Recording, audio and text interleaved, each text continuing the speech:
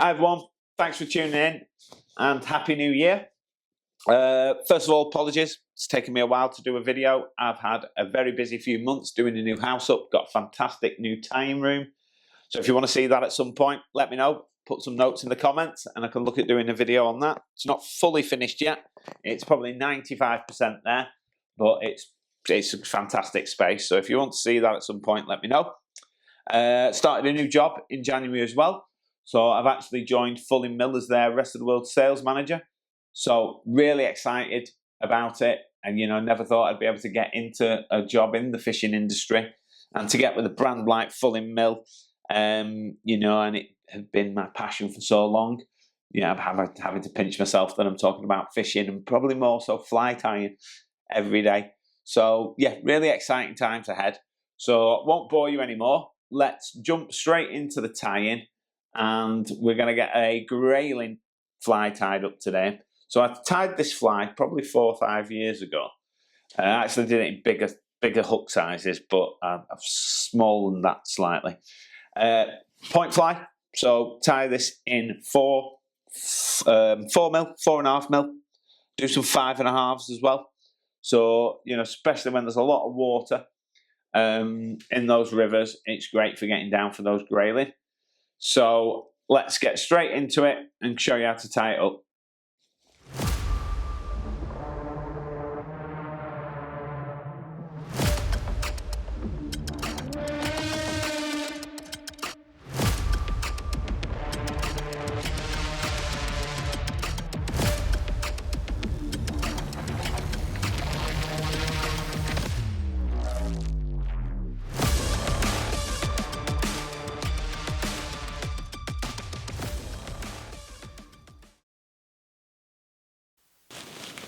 Right, so in the vise, I've got the Fullingmill jig force.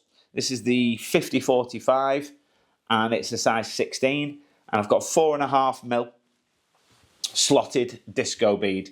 Now, it's quite a big slot, so I've built up the underbody with some of the thread, and I've secured it with super glue and a bit of UV resin.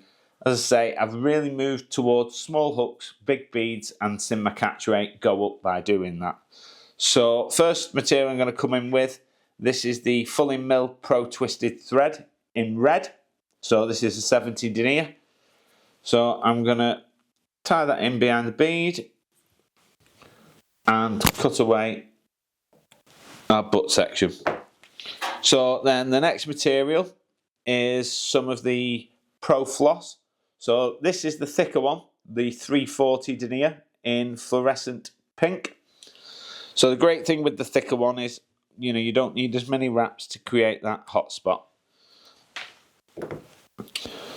So I'm going to slide that under my thread onto the top of the shank, hold my thread, and then I can literally pull that down. And this will just help, if we tie it in behind the bead, it'll keep a nice smooth body. So I'm coming to just before the bend, and I'm going to then create our little tag. So I'm going to wrap down. I'm going to come round the bend and then I'm going to come back up, and this floss will start lying flat, which is what you want, so you get a nice smooth sort of butt section. So then I'm going to catch it behind, and then I'm going to run my thread all the way back up, tying that floss down all the way, and that again will just keep and enable you to have a nice smooth body when we're tying the pheasant tail. So cut that out. So then the next thing I'm going to come in with is some UV resin. So this is the Raidzap. This is the thin. So I'm going to get a needle, little bobbin. Don't want loads of this. So it's only just to sort of secure and just belt braces on that hot spot. So get rid of some of that because I've got loads on that. So I'm just going to make sure that's all nicely coated. And as I say, I don't want too much. So if you've got excess, just rub it away with your finger.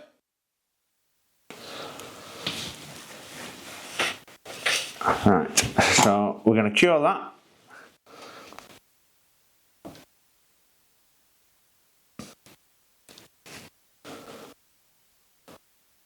So just make sure it's all nicely cured.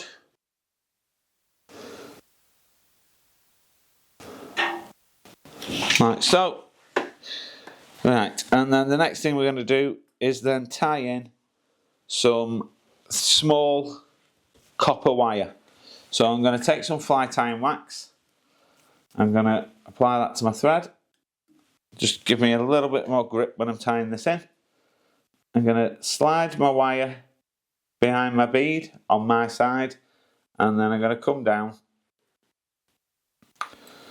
level with where I tied the floss in. So another wrap there, perfect. So then I've got some pheasant tail. So this is a sort of pink or purple dyed pheasant tail. I got this from Steve Cooper, I think, a few years ago. So I only want 2 fibres. Keep a nice slim body. So I'm going to cut the points off at the thin end, just so I've got they're not as brittle, so it won't snap on me when I come to create the body. I'm going to catch it in. I'm going to come right back up, tying that in. So I've still got that nice flat body. So I'm going to put a bit more wax on. Right, so now I'm going to wind my pheasant tail the same way as I've been tying my thread in.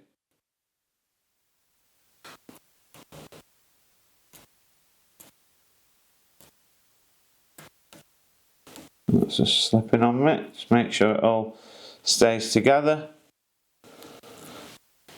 I'm going to get my hackle pliers. And I'm going to wind that all the way up to behind the bead. Like so. Catch that in. So we can do away with that. So a couple of wraps behind, pull the fibres back, a couple of wraps in front, and then we'll cut that out, like so. So then I'm going to counter rib this wire. So you probably want 4, 5 turns, nice even open turns.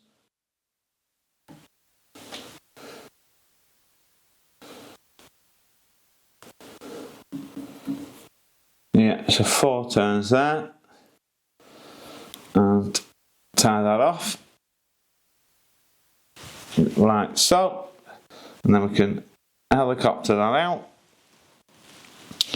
Right, so then next material, this is some of the Tactical Micro Flash Dub in UV.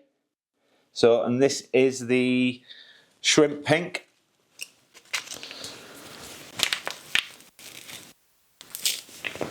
So I'm going to get a little bit of that, and what I'm going to do is, I don't want too much, I'm just going to put a tiny bit on just to prop my CDC hackle so it doesn't all collapse.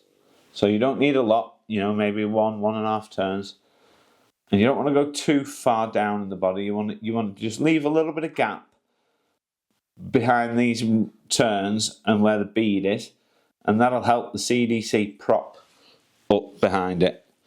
So then next thing I'm going to come in with is some of the Fullingmill premium CDC feathers. These are fantastic feathers, really good quality. So you don't want too big a feather, and they've got some really large feathers in them actually, so they'll be great for dries as well. So I'm going to take my CDC clip, and I probably want, well, maybe 2 centimetres worth, something like that. So cut that off. Right, so then I'm going to counter spin my thread to flatten it, because we're going to split this thread now. So, and this thread splits really nicely.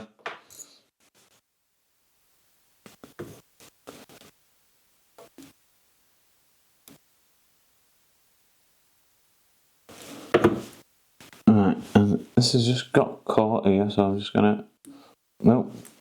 Right, start again.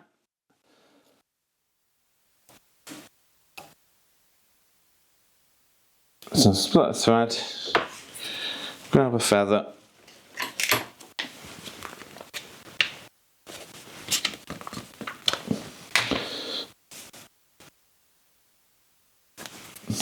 some of the waste off the bottom.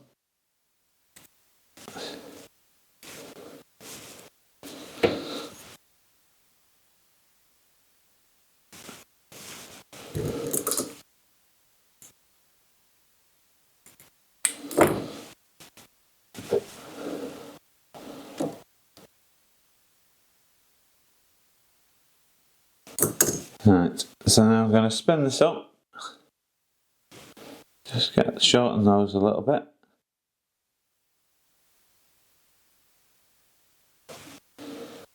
So I'm going to clockwise spin my bobbin. And then as I lower it, those will all start to spin up. Like so.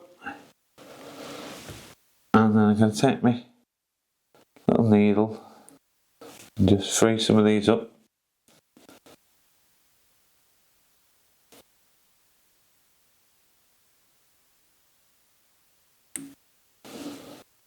Like so.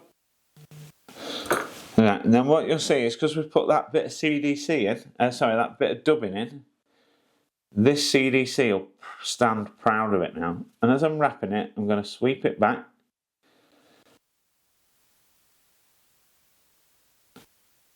And as you can see, that's now standing almost 90 degrees from the hook shank, which is what I want.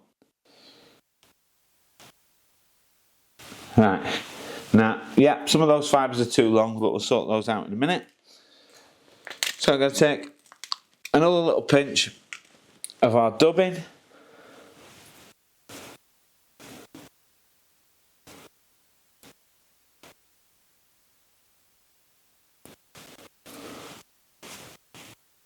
And we're just going to neaten this thorax up.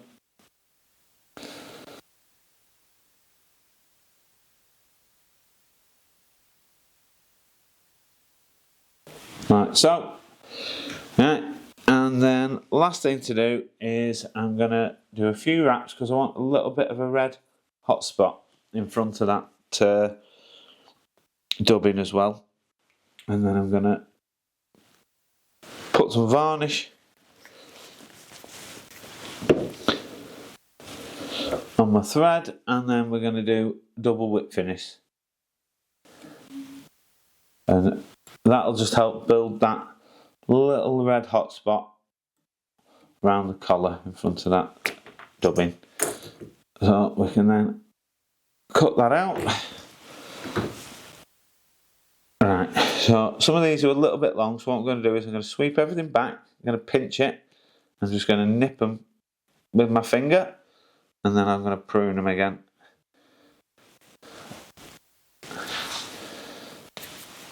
So yeah, so there you go. So that's my little sort of pink hotspot grayling bug. So as I say, worked really well for me over the last 5 so years. Caught some real good fish on there. So yeah, thanks for tuning back in, everyone. Sorry it won't be so long next time for a video. So I hope you've enjoyed it. Please do like, share and subscribe, and I'll see you on the next one. Take care, guys.